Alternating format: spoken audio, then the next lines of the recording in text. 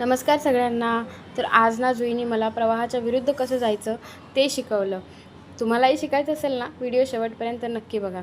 तर सकाळ झाली की आमचे चारही फ्लॅटचे सगळे मेंबर एकत्र येतात आणि खेळायला लागतात. दिवस मावळला होता आणि जुईला खाऊ घातलं आणि खाली गार्डनमध्ये घेऊन आलो, कारण वातावरण खूपच छान होतं.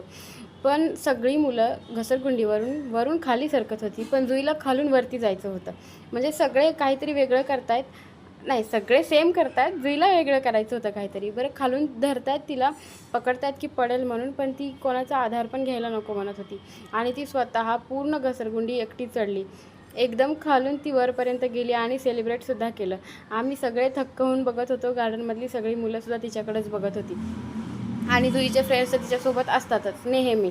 सकाळ झाल्यापासून ते संध्याकाळपर्यंत हे 4 लेकरं तिच्यासोबत कंटिन्यू असतात, म्हणजे असतातच. गार्डनमध्ये खूप खेळलो, मजा आली.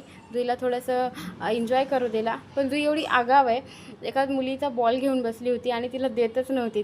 ती मुलगी एवढी केविलवाणी झाली होती, पण जुई तिचा बॉल काय तिला वापस करत नव्हती. जुईला वर घेऊन आले, केळी चारली. दिवस संपला. पेजवर नवीन असाल तर लाईक करा, शेअर करा आणि सबस्क्राईब करा. थँक्यू.